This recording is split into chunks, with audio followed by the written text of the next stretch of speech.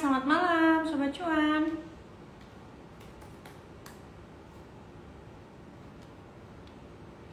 Malam-malam Sobat Cuan, apa kabar? Akhirnya setelah minggu kemarin kita libur, kita ketemu lagi seperti biasa setiap hari Rabu di segmen Cuan Curhat Bareng Sobat Cuan bersama aku Olivia Louis, Financial Expert CNBC Indonesia.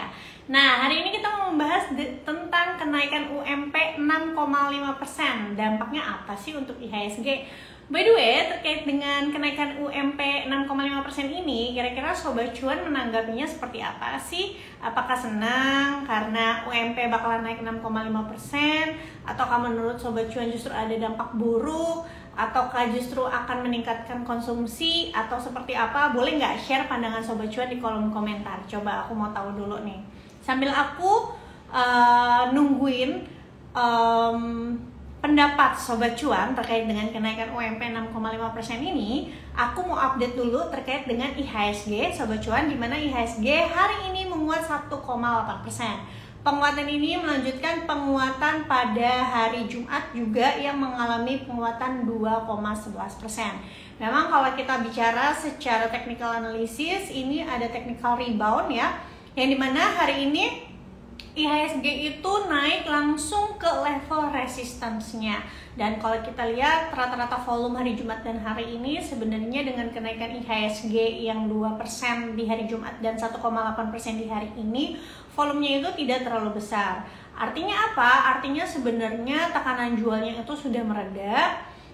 Mungkin banyak pelaku pasar yang sebenarnya tidak melakukan trading pada 2 hari ini, jadi kekuatan buyernya lebih besar dibanding kekuatan yang jual gitu ya.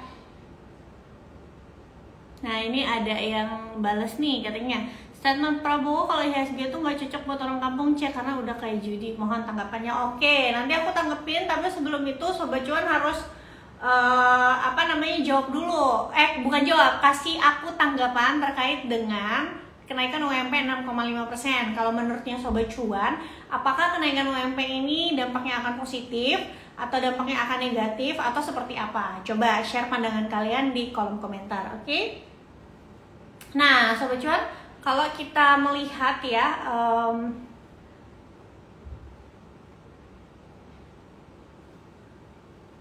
jadi untuk hari ini menghijau, mostly itu saham-saham blue chipnya juga pada menghijau, dan ditambah aku lihat hari ini kayaknya saham-sahamnya Pak PP ya mengalami penguatan yang cukup signifikan. Contohnya kayak BRPT, terus juga kayak Cuan, terus kayak Brand, terus juga PTRO hari ini bullish gitu ya, atau mengalami rally yang cukup signifikan gitu. Nah, kalau kita lihat, IHSG sekarang ada di level saat ini, maka besok gimana nih? Apakah masih akan hijau atau akan koreksi dulu? Kalau menurutku pribadi, di opening itu kemungkinan besar akan hijau, tapi di penutupannya belum tentu. Jadi kalau aku melihat secara pattern ya, chart pattern, ada potensi IHSG itu akan membentuk, harapannya ya, akan membentuk inverted head and shoulder ya.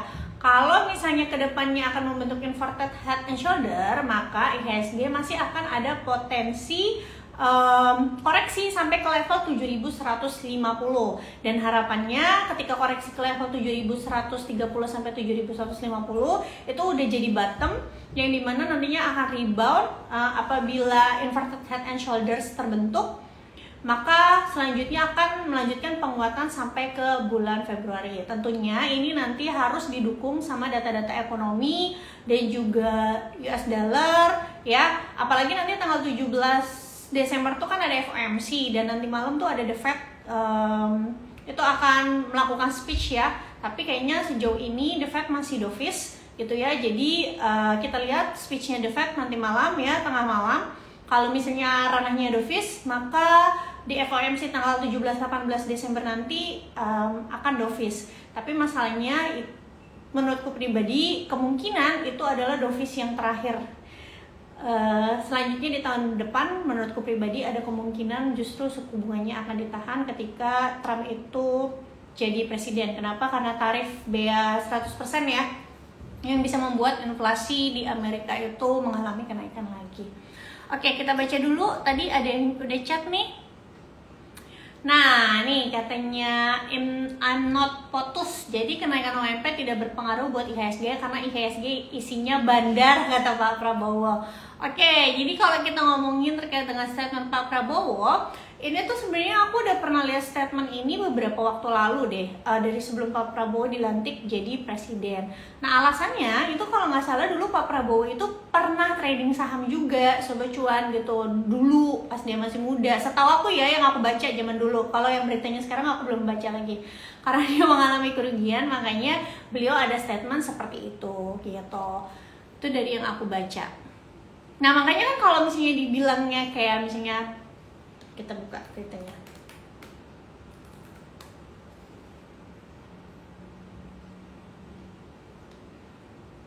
Nih, kata Pak Prabowo, saya nggak punya saham, rakyat desa-desa tidak punya saham. Kalau saham-saham jatuh ya permainan bursa itu. Teman saya ahli matematika, dia pakai algoritma, tapi saya lihat hidupnya stres. Jadi maksudnya pakai algoritma itu technical analysis ya. Tiap detik lihat monitor, harga saham turun panik, hitung lagi hidup stres, aku ndak mau lah. Nah, kalau dari statement ini menurutku pribadi, mungkin Pak Prabowo itu tipikal investor yang konservatif to moderat atau moderat. Memang mungkin kayaknya tipikalnya dari bahasanya ya, bukan investor yang agresif ya, Sobat Cuan. Karena dia bilang, dia fokusnya itu pakai algoritma, tapi saya lihat hidupnya stres. Tiap detik lihat monitor, harga saham turun panik, hitung lagi hidup stres, aku ndak mau. Hidup stres, aku ndak mau. Itu yang harus digarisbawahi ya. Jadi kalau misalnya itu tidak sesuai dengan risk profile beliau, ya nggak apa-apa. Semua balik lagi ke Sobat Cuan. Kalau misalnya Sobat Cuan mau memang gayanya seperti Pak Prabowo juga, sukanya instrumen-instrumen yang nggak bikin stres ketika naik turun, ya silakan. Alternatifnya kan banyak ya, ada obligasi pemerintah, terus juga ada deposito BPR atau misalnya deposito bank digital, terus ada yang lain-lain lagi, misalnya properti gitu. Tapi aku rasa untuk orang-orang yang misalnya risk profile agresif, selama mereka nyaman menjalani tradingnya, ya nggak masalah gitu.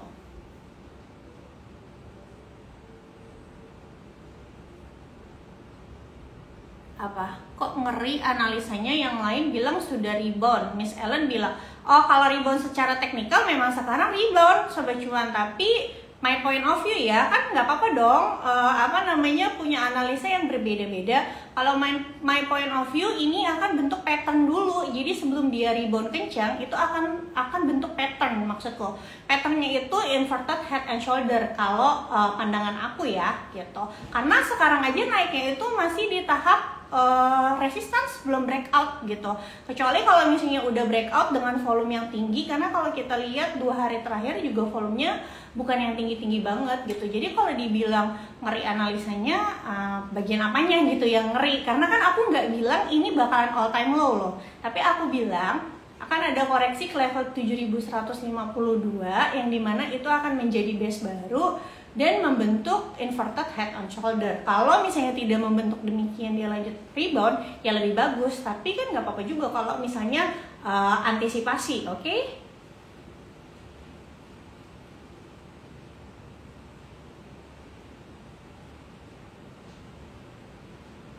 Oke, ada lagi nggak pandangan yang lain terkait dengan UMP ini? Nah, mungkin pertanyaannya supaya lebih detail adalah,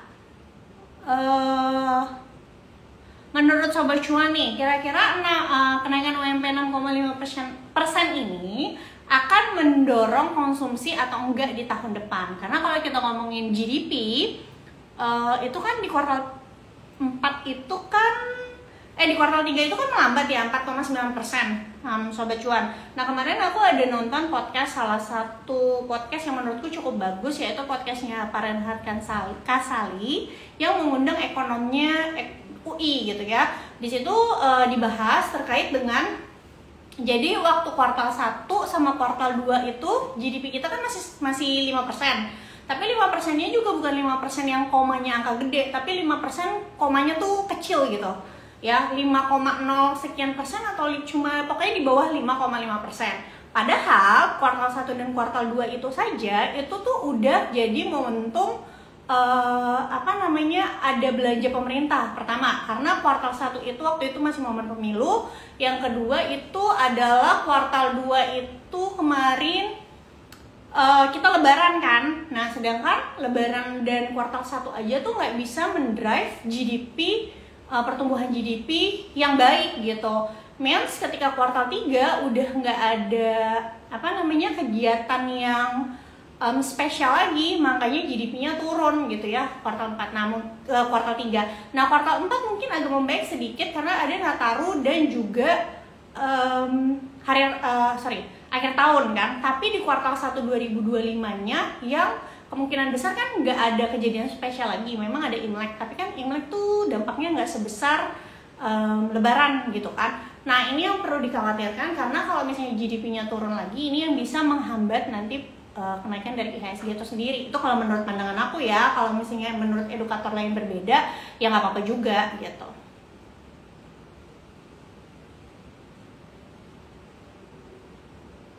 Nah, katanya Sobat Cuan pada nggak mau komen Ci, tapi lebih ke nunggu topik. Spill saham Amrik lagi Ci, kayak Sofi kemarin. By the way, tadi aku ngomongin terkait dengan, tadi kan aku ada singgung ya, tanggal 17-18 ini kan ada FOMC. Menurut konsensus sih FOMC-nya masih akan turun suku bunga 25 basis point. Tapi tadi juga aku ada singgung, ada kemungkinan penurunan 25 basis point nanti itu menjadi penurunan terakhir untuk beberapa waktu ke depan gitu ya. Nah, seperti yang aku sering bahas juga sebelum-sebelumnya, kalau Safi Teknologi itu kan dia itu kenapa harganya bisa naik, karena dia diuntungkan sama penurunan suku bunga, karena itu kan bisnisnya kan pinjam-meminjam ya, pinjaman untuk student loan. Nah, aku udah ada ancang-ancang ketika nanti misalnya tanggal 17 ini turun suku bunga, ada kemungkinan aku akan melakukan taking profit di akhir tahun atau awal tahun Januari untuk Sofi, karena kenaikannya juga udah cukup tinggi ya, 35%. Kenapa aku melakukan taking profit? Karena menurut point of view aku, tahun depan itu ada potensi The Fed akan pause dulu untuk nurunin suku bunga. Karena melihat dari kebijakan ekonomi Trump itu sendiri adalah menaikkan biaya masuk impor, jadi ada kemungkinan inflasinya akan mengalami peningkatan, sehingga itu yang akan membuat The Fed menahan penurunan suku bunga dahulu gitu. Oke. Nah, nih kata Acu, katanya bisa breakdown sabar nih fluktuasi sampai Trump menjabat, BRICS juga pengaruh. Ya, jadi kalau misalnya teman-teman baca-baca ya, bahkan tadi pagi tuh ada berita katanya Trump itu nge-warning PM-nya Kanada gitu ya. Dia bilang, aku agak lupa sih isi beritanya, pada intinya adalah kalau misalnya nanti maksudnya Kanada tidak bisa menyanggupi, maka harapannya Kanada tuh bisa bergabung sama Amerika, berarti jadi negara bagian tambahan untuk Amerika, dan pimpinan Kanada saat ini akan dijadiin gubernur, pada intinya kayak gitu. Jadi memang lumayan ketika Trump yang menang ini agak merubah peta market ya di dunia dan juga emerging market. Bayangin ke negara tetangganya aja dia bisa demikian, apalagi ke negara-negara yang ada di BRICS. Kan kita tahu ya BRICS itu kayak China, terus juga Rusia dan lain-lain. Mereka tuh menjalankan dedolarisasi, dalam artian mereka meningkatkan cadangan devisa negaranya itu dalam bentuk emas atau logam mulia. Makanya emas itu kan harganya naik terus ya sejak 2 tahun terakhir. Nah, si Trump ini melihat kalau misalkan kayak gitu terus, berarti kan ketergantungan terhadap US dollar akan menurun. Nah, Trump bilang kan dia ada rencana mau naikin bea masuk dari negara-negara lainnya ketika mau impor barang ke dalam China. Nah, dia bilang kalau misalkan mau nggak kena bea masuk gede, maka kamu harus tingkatin cadangan devisa kamu pakai US dollar lagi, kayak gitu. Makanya itu kenapa ada kemungkinan tahun depan tuh inflasinya di Amerika itu akan meningkat. Oh, nah mungkin pertanyaannya adalah abis taking profit di Sofi pindahnya kemana? Nah, kalau aku melihatnya, I think aku akan numpuk cash dulu, entah itu nanti ditambahin ke Tesla ya, karena Trump menjabat, ya udah pasti Tesla harusnya akan terus bullish ya. Itu satu, dan juga mungkin inceran aku adalah MSTR, tapi mungkin tunggu tambah turun lagi, karena menurut point of view aku ada kemungkinan ketika Trump nanti dilantik bulan Januari tanggal 20, itu justru market kriptonya akan istirahat dulu. Kalau sekarang kan lagi out season nih, lagi pada naik kan. Hari ini banyak altcoin yang beberapa hari ini naiknya tuh udah 30-50%, bahkan banyak yang lebih dari 50% gitu. Jadi ada potensi kalau aku melihatnya Januari Februari marketnya tuh akan slow down dulu untuk pasar kripto. Ketika slow down itu pasti kan akan ada koreksi ya, kemungkinan 20% atau bahkan lebih. Dan biasanya kalau misalnya Bitcoinnya koreksi, MSTR-nya ikut koreksi. Nah ketika MSTR-nya koreksi itu aku akan masuk, karena secara long term tentunya Bitcoin arahnya masih ke atas, tapi tetap dalam jangka pendek akan ada koreksi-koreksi 10, 20, 30% dulu gitu.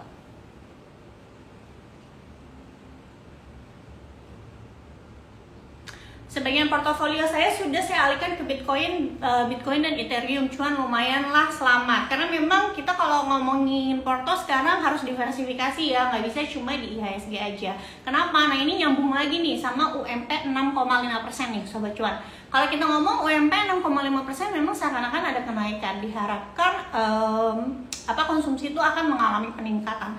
Tapi belum tentu demikian, karena kita tahu tahun depan itu bakalan banyak potongan dan juga kenaikan pajak. Nah, aku juga agak bingung ya, aku ngelihat berita di satu sisi stafnya Bu SM itu bilang katanya akan diberlakukan tetap PPN 1%-nya itu ke 12%, tapi di kubunya kayak Pak Luhut, terus juga Pak Menko Perekonomian, kubunya Pak Erlangga bilang katanya belum disahkan. Jadi mungkin kayaknya ada perbedaan pendapat juga antara menteri-menteri ini. Tapi apapun itu, kalau misalnya nanti PPN itu naik, mau UMP-nya naik 6,5% pun menurutku nggak akan ngedrive konsumsi gitu ya, nggak akan ngedrive konsumsi.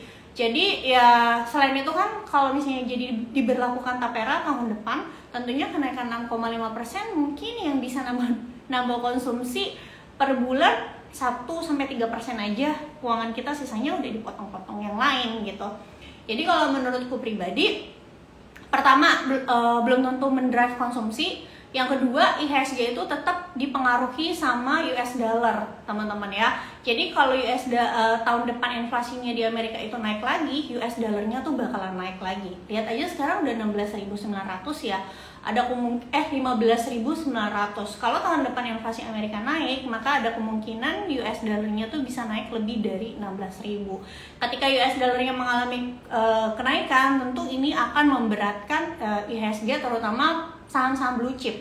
Kenapa? Karena IHSG itu kan perhitungannya itu pembobotan ya. Jadi saham-saham yang market cap-nya gede itu yang sangat mempengaruhi pergerakan IHSG itu sendiri. Terutama saham-saham perbankan, terus juga Astra dan Telkom gitu. Tapi apakah saham-saham ini bisa mengalami penguatan? Menurutku masih bisa aja sampai bulan Februari tahun depan. Kenapa bulan Februari? Karena bulan Februari itu saham-saham perbankan big bank ya di Indonesia tuh musimnya bagi dividen ya. Menurutku after itu ketika saham-saham big bank ini udah bagi dividen ya di bulan Februari dan Maret, after itu market kita akan balik koreksi lagi. Jadi kecenderungannya aku justru melihatnya mungkin kalau misalnya mau trading tuh tradingnya dalam hitungan bulan aja. Kalau misalkan kalian mau hold saham-saham perbankan yang benar-benar jangka panjang, kalian harus punya kesabaran yang ekstra keras, alias ya cuma hadapin dividennya aja gitu. Karena benar-benar kalau tahun depannya nanti rupiahnya terus melemah karena dolarnya menguat, itu yang akan jadi challenge buat IHSG-nya itu sendiri gitu. Jadi saran dari aku adalah tetap kalian melakukan diversifikasi ke saham-saham second liner, yaitu saham pilihannya adalah saham-saham yang dia nggak terlalu terpengaruh sama fluktuasi kurs ya. Fluktuasi kurs berarti kan kalau misalkan fluktuasi kurs ya sebaiknya memang kalian hindarin dulu saham-saham farmasi. Kenapa? Kan kalau farmasi soalnya bahan bakunya kan pakai US dollar ya gitu. Kalau kalian meyakini US dollarnya masih akan terus menguat tahun depan, lalu cari saham-saham second linernya yang mau ngejalanin corporate action. Jadi corporate action itu bisa merger dan akuisisi, bisa backdoor listing, bisa right issue, bisa private placement, apapun itu, kecuali reverse stock ya. Jangan kalau reverse stock, atau misalnya obligasi wajib konversi gitu. Selain itu, tadi aku pertama diversifikasi ke second liner, cari perusahaan yang corporate action. Yang ketiga, diversifikasi ke aset-aset yang dolar basis gitu. Jadi kayak misalnya saham US atau juga kripto. Oke, UMP 6,5% sektor apa yang paling diuntungkan? Aku justru melihatnya kemarin kan banyak pengusaha-pengusaha yang juga maksudnya bilang agak kurang setuju UMP ini dinaikkan, tapi memang masyarakat perlu UMP ini mengalami kenaikan ya, karena sekarang beberapa barang dan jasa tuh harganya cukup mahal, belum lagi kita mau dipotong dan lain-lain. Tapi ada juga pengusaha yang mungkin akan terasa berat ketika UMP itu beneran naik tahun depan gitu. Akhirnya ujung-ujungnya adalah efisiensi. Ketika efisiensi berarti bakalan makin banyak PHK. Ya kalau kita ngomongin sektor, mungkin sektor konsumsi lebih diuntungkan, tapi seberapa banyak kenaikan UMP 6,5% ini mendorong konsumsi tersebut gitu.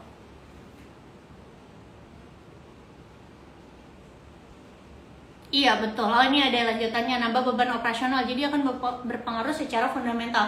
Betul banget, jadi kalau misalkan UMP naik kan gini ya, kalau misalnya UMP naik berarti kan ada pengeluaran di dalam laporan keuangan itu yang mengalami peningkatan kan, baik itu misalnya pengeluaran operasional atau beban pokok penjualan, karena beban pokok penjualan itu di dalamnya juga ada gaji karyawan, tapi gaji karyawan yang benar-benar di lingkup kayak misalnya kalau dia manufaktur gitu, di bagian pabriknya gitu. Nah kalau misalnya UMP-nya naik, maka cost-nya kan akan naik. Ketika cost-nya naik, kalau misalnya perusahaannya nggak bisa naikin harga, ya nggak bisa pass on harga, maka pasti akan membuat laba bersihnya tuh mengalami penurunan. Ketika laba bersih mengalami penurunan, itu pasti valuasi juga akan adjusted. Adjusted tuh maksudnya kayak gimana sih? Contoh, kalau misalnya sebuah perusahaan dia nggak bisa naikin harga jual, terus sekarang misalnya labanya itu 100 rupiah, harga laba bersih per lembar sahamnya ya, IPS-nya tuh 100 rupiah, terus harganya di market tuh 1000 rupiah, berarti kan price earning ratio-nya tuh 10 kali, betul nggak Sobat Cuan? Nah kalau misalnya nanti UMP-nya naik, berarti kan ada cost yang mengalami kenaikan. Katakan ada cost yang mengalami kenaikan, IPS perusahaan misalnya turun dari 100 jadi 90. Nah harga sahamnya tuh 1000, berarti kan PI-nya udah bukan lagi PI 10 kali, tapi jadi PI berapa tuh? Jadi PI 11 gitu. Jadi PI 11. Nah biasanya kalau PI-nya jadi, maksudnya kalau evaluasi, ini kalau kita ngomongin perusahaan yang benar-benar fundamental play ya, kalau ketika PI-nya berubah jadi 11 karena IPS dia turun, itu pasti fund-fund tuh akan mendowngrade saham tersebut, atau juga investor-investor akan mendowngrade saham tersebut karena merasa kayak PI yang wajarnya tidak segitu. Akhirnya ketika PI yang wajar tidak segitu, akan terjadi pelepasan saham dan harga sahamnya turun gitu.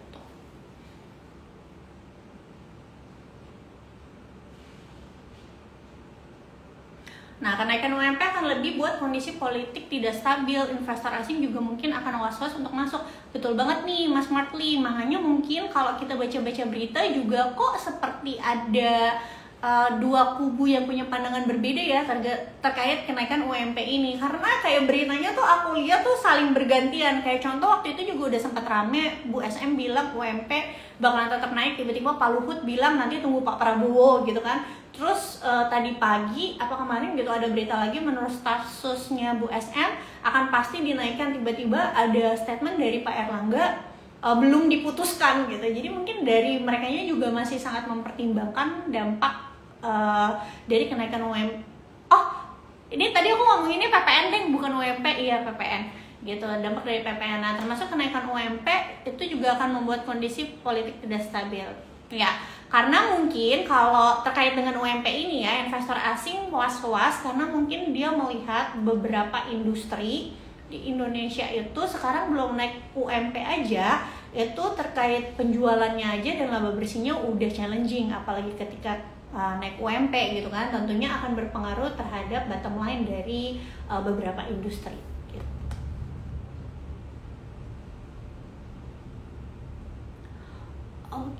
Oke. Nah, Ci, by the way nanya aja mau diliatin saham apa, nanya aja. Ci, untuk sektor rokok apakah ada pandangan?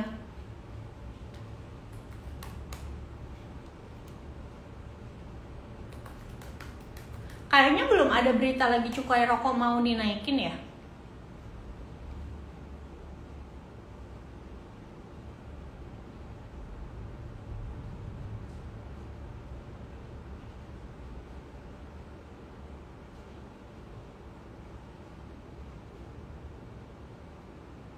Iya, kayaknya belum ada lagi sih, belum ada lagi.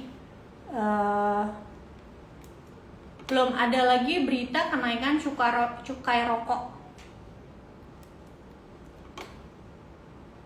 Tapi apakah dengan tidak ada kenaikan cukai rokok seperti saat ini bisa membuat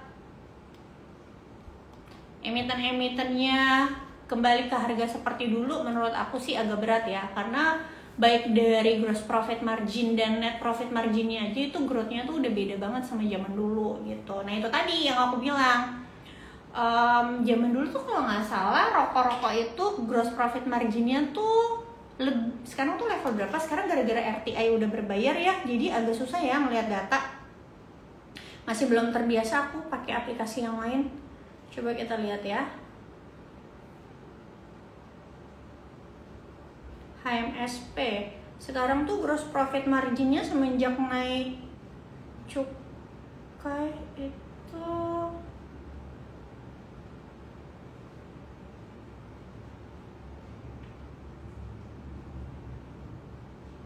aku buka di sini aja deh. Bentar ya, aku liatin gross profit marginnya dulu.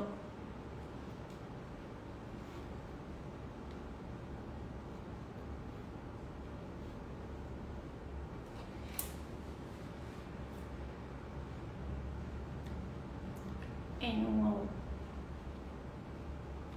Nah, sekarang tuh gross profit marginnya tuh cuma sekitar 15-17% per tahun. Ini beda banget sama sebelum naik cukai gitu. Jadi kalau tahun 2019 itu kan belum naik cukai kan, di bawah tahun 2019 itu gross profit margin dari perusahaan-perusahaan rokok ini tuh bisa 24%, 23%, 25% gitu. Nah ketika naik cukai, gross profit marginnya tuh turun. Gross profit margin tuh margin laba kotor ya. Artinya kalau margin laba kotornya itu turun, berarti beban pokok penjualannya tuh mengalami kenaikan. Ya wajar aja karena cukainya naik.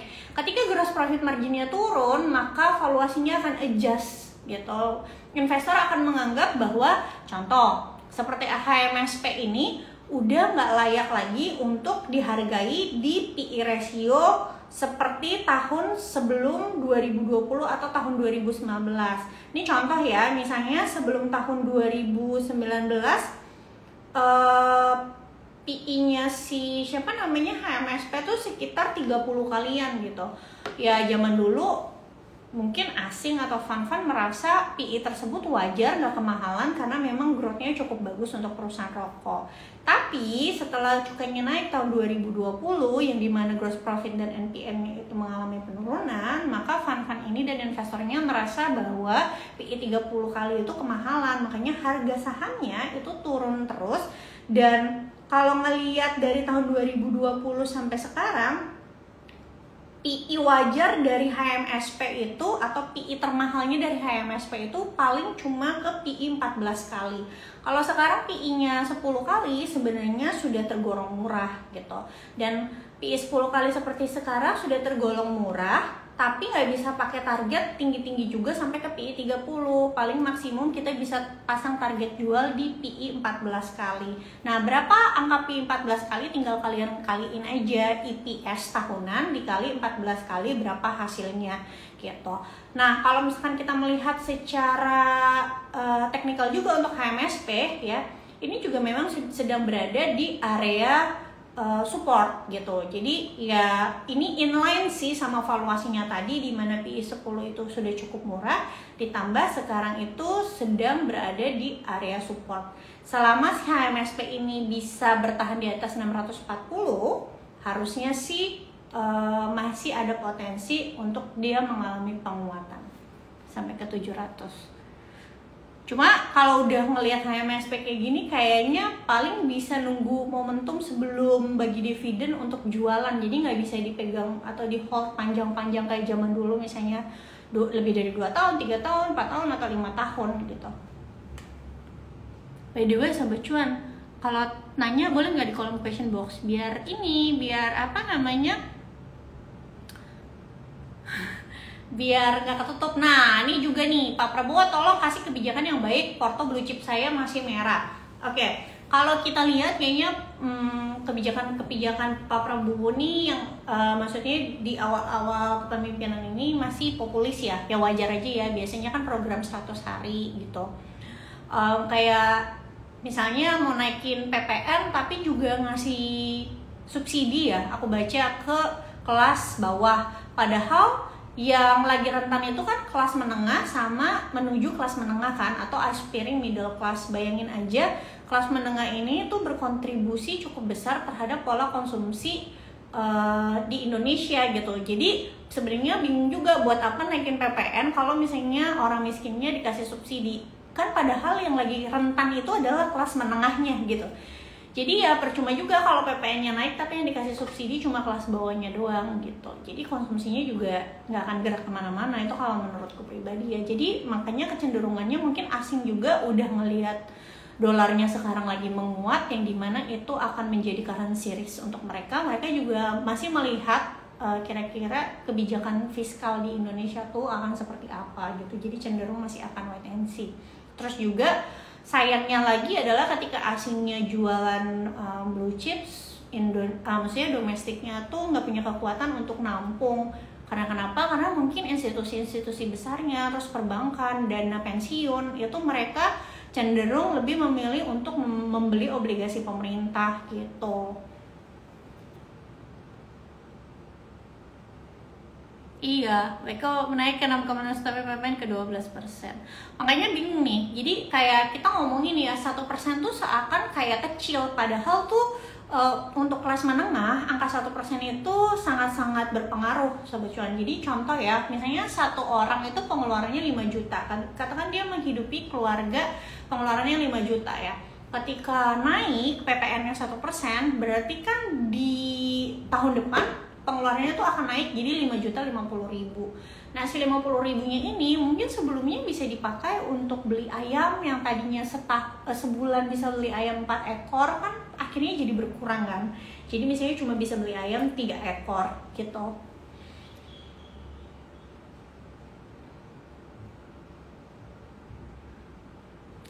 By the way, ini AADI pada dapat banyak apa dikit sih AADI? Kalau menurutku sih bisa arah beberapa hari ya, mungkin 2 kali. Aku sih nggak ikutan ya, disclaimer Sobat Cuan, aku nggak ikutan. Aku nggak ikutan karena aku ada alasan lain, karena aku harus invest di restoran. Jadi uangnya lagi untuk kesana. Maksudnya tapi tetap aku ada saham Indonesia ada. Maksudnya saham-saham yang udah aku punya, ada yang lagi floating loss, ada yang masih floating profit juga. Jadi dalam artian aku lagi nggak ada dana untuk nambah saham lagi gitu, karena aku lagi mau invest di restoran baru di tahun 2025. Tapi kalau menurut pandanganku pribadi harusnya sih AADI bisa arah minimum 2 kali ya gitu. Tapi kalau misalkan yang sekarang lagi nggak ada cash nih, terus nggak bisa ikutan AADI, menurutku nggak usah berkecil hati. Nanti kalau misalkan beberapa bulan ke depan dikasih koreksi, misalnya dikasih koreksinya penurunannya 30-50% dari harga tertinggi, bisa ambil di situ aja gitu. Toh kalian tahu kan memang perusahaan ini maksudnya profitable gitu.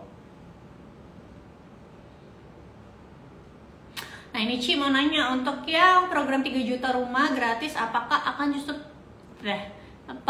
justru tidak menguntungkan buat saham-saham properti? Kan 3 juta rumah itu aku kemarin dengar siapa ya, Pak Farol ya kayaknya. Aku beberapa waktu lalu dengar Pak Farol bilang 3 juta rumah ini kan sebenarnya untuk mengendalikan harga rumah yang udah tinggi banget kan. Jadi semakin banyak pilihannya tentu makin banyak orang, maksudnya supply-nya jadi makin banyak gitu. Supply-nya jadi makin banyak, jadi harganya biar nggak terlalu mahal banget. Tapi apakah ini tidak menguntungkan untuk properti-properti lainnya? Menurut aku nggak juga, karena nggak semua orang mau nempatin rumah 3 juta yang jauh banget lokasinya. Itu beneran literally jauh banget teman-teman, dan maksudnya aksesnya juga belum segampang itu gitu. Jadi menurutku pribadi tetap akan ada target-target marketnya sih properti-properti itu gitu. Selama yang kalian beli sebenarnya perusahaan-perusahaan yang masih jual properti di bawah harga 3 miliar gitu ya, kayak banyak rumah-rumah 1 miliar kayak contohnya SMRA, Terus CTRA menurutku masih oke-oke aja. Kalau Pakuwon tuh kan agak beratnya tuh kenapa? Kalau kita lihat laporan keuangannya, penjualan kondominiumnya tuh kan turun parah kan, even belum balik ke angka tahun 2019. Karena emang kita tahu kan kondominium yang dijual Pakuwon tuh memang mahal-mahal gitu.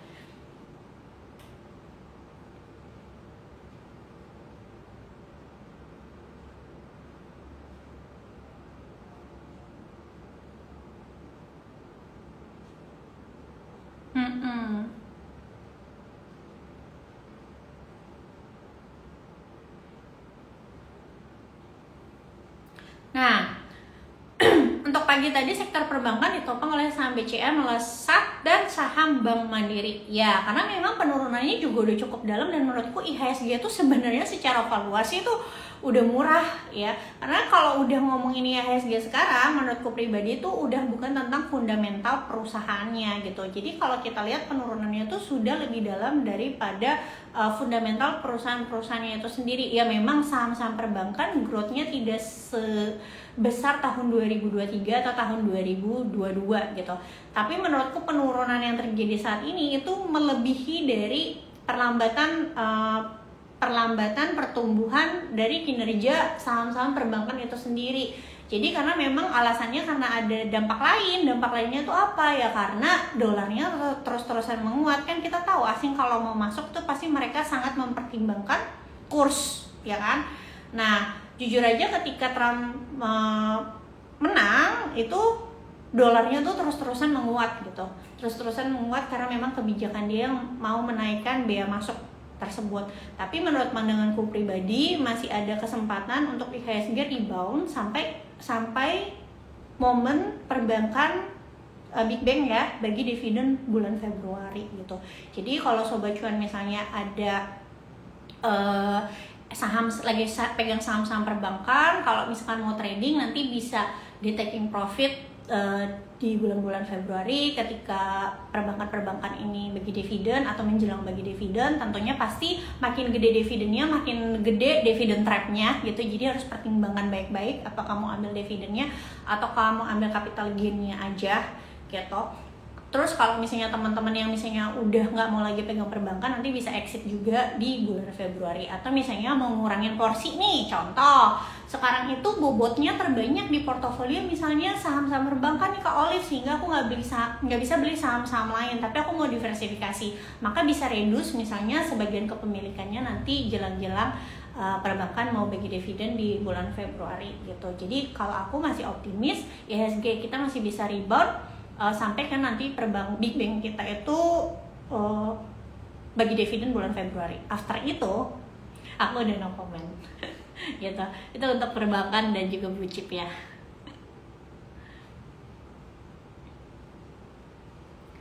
Oke, Kepik dan SMDN kenapa berbeda dengan properti lainnya? Biasanya kalau yang berbeda itu ada kepentingan dari ownernya gitu.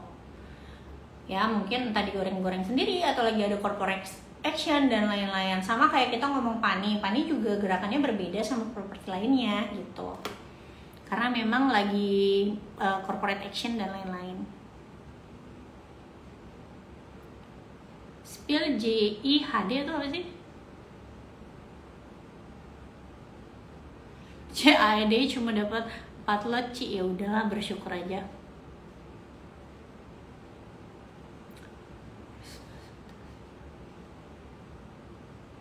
Tadi udah dibahas ya ADI.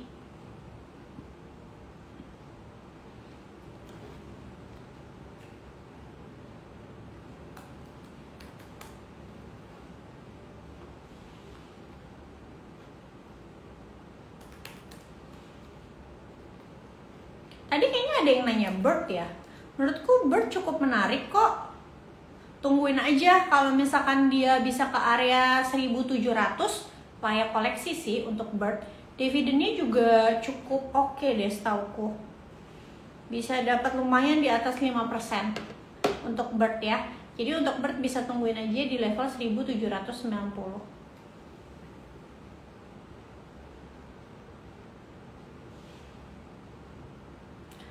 Ci, kasih tips buat besok biar bisa dapat harga jadi di harga bawah gimana ya? Yang nggak bisa atau kalaupun nggak dapet ya udah nggak apa-apa, tunggu aja.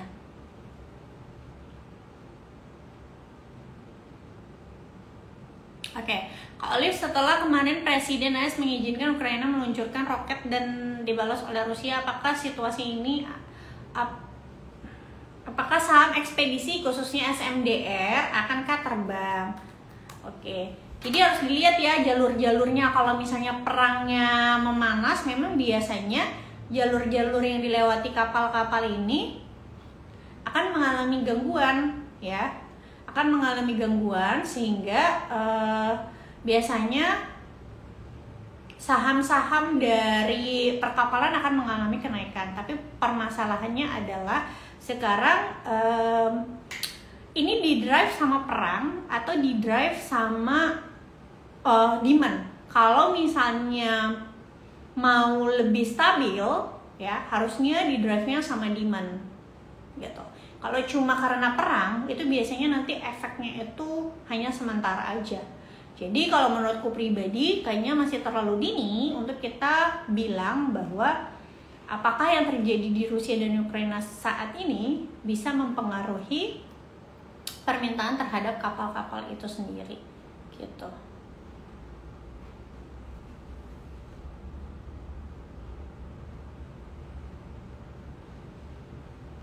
Oke.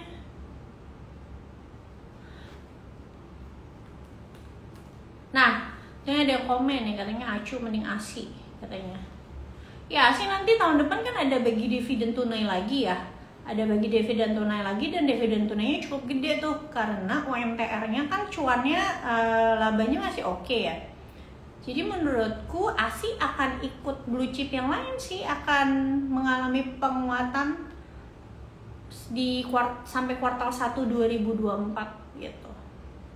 Tapi paling penguatannya yang gak kencang-kencang banget ya. Paling berapa nih?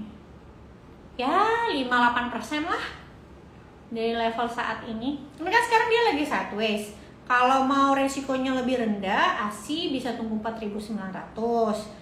Tapi kalau misalnya IHSG-nya ke depannya masih ada koreksi, dalam artian koreksinya bukan YOLO ya, tapi cuma dia bentuk pattern doang. Kalau dia ke 4.900 bisa ambil aja. Tapi kalau misalnya dia nggak ke situ, ya udah tunggu breakout dulu. Tunggu breakout, nanti baru cari level support selanjutnya. Tadi udah dibahas Mas Rizky terkait komentarnya Pak Prabowo. Self USD trennya gimana Kak? Oke-oke aja. Oke-oke aja. Karena melihat Trump menjadi presiden, sekarang jadi oke-oke aja.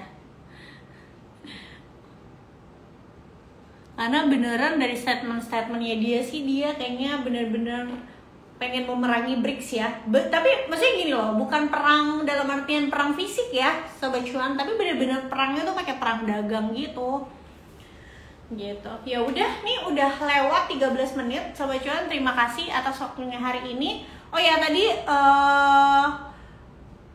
beberapa saham mungkin yang masih menarik saat ini ada Elsa, karena ada potensi dividen yieldnya gede ya tahun depan Sobat Cuan. Jadi oke untuk dikoleksi untuk Elsa, ada support di 435. Tapi menurutku pribadi dividennya nggak usah diambil. Jadi ketika nanti dia mengalami peningkatan harga, volatilitas harga karena mau bagi dividen, kalian bisa jual gitu ya sebelum ex-date gitu. Untuk Elsa supportnya di 435. Terus perbankan oke untuk nyicil. Astra tadi di berapa? 4.900 kalau dikasih. Saham US-nya masih ada Tesla. Terus MSTR kalau misalnya nanti turun lagi, nggak usah buru-buru, pupuk cash aja. Karena siapa tahu Januari misalnya pasar kriptonya rehat dulu sejenak. Kalau MSTR-nya dikasih turun lagi, bisa masuk. Sebenarnya sekarang tuh MSTR dari harga tertingginya aja tuh udah koreksi 30%-an deh kalau nggak salah. Tapi mungkin masih bisa tutup gap ya di level 277 untuk MSTR. Untuk SOFI bisa siap-siap taking profit mungkin di bulan ini ya, karena kemungkinan besar tahun depan The Fed akan tahan dulu penurunan suku bunga lagi. Terus apalagi ya yang belum, obligasi pemerintah kalau kalian mau diversifikasi sekarang ada yang 7%.